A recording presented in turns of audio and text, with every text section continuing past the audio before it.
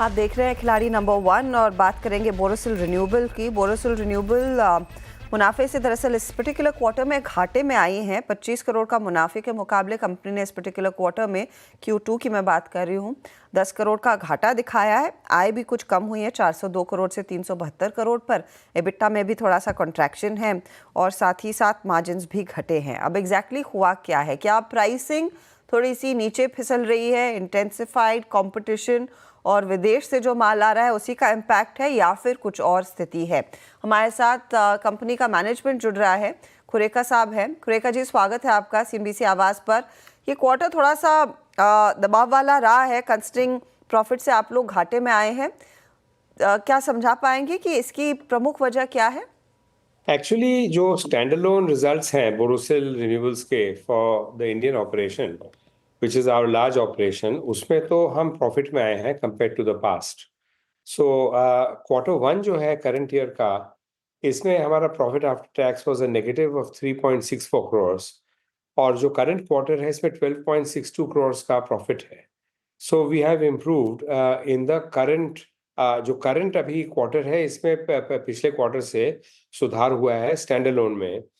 ये जो consolidated results है उसमें कुछ फर्क पड़ा है, क्योंकि वो जर्मनी में जो अपना यूनिट है उसमें अभी फिलहाल कोई सुधार नहीं हो रहा है। वो पूरी जर्मन इकोनॉमी में ही जो है प्रॉब्लम आया हुआ है। फोक्सवागन भी उनकी बंद हो रही है, कई फैक्ट्रियां बंद हो रही हैं। तो ये आज का जो पॉलिटिकल डिस्पेंसेशन जर्मनी का है वो अच्छा नहीं है और पूरे जर्मन इंडस्ट्री में अभी मातम छाई हुई है। तो उसमें अनफॉर्चुनेटली हमारी फैक्ट्री भी एक है, लेकिन उम्मीद है अब वहाँ शायद नए इलेक्शंस होंगे और उसके बाद में काम सुधार हो जाना चाहिए। तो रफली क्योंकि वो एक तो पॉलिटिकल सिचुएशन की वजह से आप इस तरह की परिस्थिति में हैं, तो कितना बफर आपने अपने आप को दिया है? देखिए, ऐसा है कि वहाँ पे जो हमारा इन्वेस्टमेंट है वो करीब 12 मिलियन का स्टैंड बाय लोन है और कुछ पहले हमने जो इन्वेस्टमेंट किया था करने के लिए, मेरा लाइबिलिटी वहाँ तक लिमिटेड है, इससे ज़्यादा नहीं है। वहाँ पे कई एक फीचर्स होती हैं जर्मनी में कि जैसे आप अगर लगता है कि आगे जाकर ठीक होगा तो आप फैक्ट्री को बंद कर सकते हैं, फर्नेस कूल डाउन कर सकते हैं। इसका जो सैलरीज वगैरह स्टेट देती है 1 साल तक। सो फॉर्चुनेटली उसमें कई एक लीवरेज हैं जो अभी तक हमने एक्सप्लोर नहीं किए थे, लेकिन अब आगे ज़रूरत पड़ेगी तो उसको देखा जाएगा। ये कहना ज़रूरी है कि जो यूरोपियन पार्लियामेंट है उन्होंने ऑलरेडी दे रखा है एक सैंक्शन कि जो भी सोलर इंडस्ट्री है, सोलर मॉड्यूल इंडस्ट्री है, अगर ये कुछ इसमें टैक्स ब्रेक कॉन्स्टिट्यूएंट गवर्नमेंट अगर देना चाहती है तो दे सकती है। इसमें इटली, फ्रांस, ऑस्ट्रिया और चेक रिपब्लिक वगैरह ये दे चुके हैं। जर्मनी इसमें अभी तक नहीं दी है। तो ये उम्मीद है कि जब नई गवर्नमेंट आ जाएगी तो देंगे, तो वहाँ पे बहुत ज़ोर से टेक ऑफ करेगा, ये ऐसा हमारा मानना है। और तो समय बताएगा, क्योंकि ये है तो पूरे यूरोप में जर्मनी तो लीडर है फॉर सोलर पावर। तो करेक्ट। अपने नहीं करें ये कुछ समझ में नहीं आती है, लेकिन वो पॉलिटिकल प्रॉब्लम रहा होगा उनके। हाँ। अच्छा, क्योंकि हम ये पॉलिटिकल प्रॉब्लम्स की बात कर रहे हैं, एक चीज़ आपने भी नोटिस की होगी, ये सारी सोलर कंपनियां डोनाल्ड ट्रंप के आने के बाद काफ़ी मार खा रही थी, क्योंकि उन्होंने इनफैक्ट किसी स्पीच में कहा था that he doesn't really favour it. अब उसको कैसे पढ़ना चाहिए कि क्या यूएस में भी अगर आपको लग रहा है कि बड़े पैमाने पर जो सोलर एक्सपोर्ट्स हो रहे थे उसका कहीं ना कहीं आप पर भी असर आ सकता है?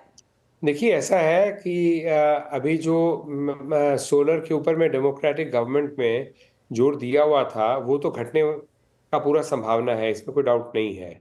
लेकिन साथ साथ एक और बात है कि जो पब्लिक है, अमेरिकन पब्लिक, उसमें बहुत जोर से डिमांड है सोलर का। और जो टेक्सास है, टेक्सास को रेड स्टेट माना जाता है या ट्रम्प सपोर्टिंग स्टेट, ये सबसे ज़्यादा सोलर डिप्लॉयमेंट आज टेक्सास में हो रहा है।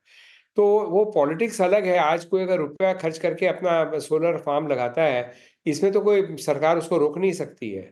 वो तो यही कर सकती है कि भी जो अपने तरफ से जो दे रहे थे कुछ सब्सिडी वगैरह, उसको नहीं देंगे। लेकिन वहाँ इतने हरिकेन्स आते हैं, सब आता है, वो 2-2 हफ्ते तक उनका पावर रिस्टोर नहीं होता है। सोलर होने से उनके अपने हाथ का पावर होता है। इसकी इसकी वजह से जो स्पेशली हरिकेन वाली स्टेट्स हैं, इसमें सोलर पावर वहाँ की पब्लिक अपने बूते पे खुद पे लगा रही है, इससे सरकार का कोई लेन-देन नहीं है। सो एज़ सच मुझे नहीं लगता है कि सोलर पावर के installation even in United states बहुत बड़ा कोई फ़र्क पड़ेगा, ये मेरा अंदाज़ ऐसा नहीं है। और मान लीजिए उसको 1 मिनट के लिए हम छोड़ देते हैं, हमारे खुद के देश में आज जो गवर्नमेंट है, वो जिस तरह से सोलर पावर का वो सपोर्ट कर रही है, हमारे यहाँ तो दिन दुगना, रात चौगुना इंस्टॉलेशन बढ़ती जा रही है। 75 गीगावाट के मॉड्यूल इंडस्ट्री आ चुकी है, अब और 75 आने की बात हो रही है। तो यहाँ तो डिमांड का कोई ओड़ ही नहीं है, इंडिया में ओके, तो। तो होपफुली वो डिमांड ये इंटरनेशनल प्रेशर्स को थोड़ा सा ऑफसेट करेगी। एक इम्पॉर्टेंट चीज़, आप लोगों ने डीजीटीआर को लिखा था कि चाइना से जो बड़े पैमाने पर सोलर पैनल्स डंप हो रहे हैं, उस पर एक्शन लिया जाए। क्या थर्ड क्वार्टर Q4 तक वो एक्शन आता हुआ दिखाई दे सकता है? वो आपके लिए कितना बड़ा सेफगार्ड साबित होगा? देखिए 5 नवंबर को उन्होंने लेटर लिखा है और मिनिस्ट्री ऑफ फाइनेंस के पास 5 फरवरी तक समय है उस पे कोई भी एक्शन लेने का। सुनने में तो यही आता है कि वो एक्शन लेंगे, क्योंकि हमारी गवर्नमेंट डोमेस्टिक इंडस्ट्री को बहुत ज़ोर से सपोर्ट कर रही है। आज देखिए जो सोलर मॉड्यूल मैन्युफैक्चरर्स हैं, सोलर सेल मैन्युफैक्चरर्स हैं, इनको 40% 25% तो ड्यूटी इन्होंने दे ही रखा है। इसके अलावा 2 चीज़ें और कर रखी हैं। एक तो है ALMM। ALMM जो है ये एक सर्टिफ़िकेशन का प्रोसेस है जो कि गवर्नमेंट ने अपनाया है, और सिर्फ इंडियन मॉड्यूल मैन्युफैक्चरर्स ही अभी इस वक्त ALMM के लिए अप्लाई कर सकते हैं और उनको उसका सर्टिफिकेशन मिल सकता है। ये मिलने से जो भी इस गवर्नमेंट के तरफ से कोई भी अगर इंस्टॉलेशन आ रहा है, उसमें ALMM सर्टिफिकेशन एसेंशियल है। तो अब इंडियन सोलर मॉड्यूल मैन्युफैक्चरर्स तो कर ही रहे हैं।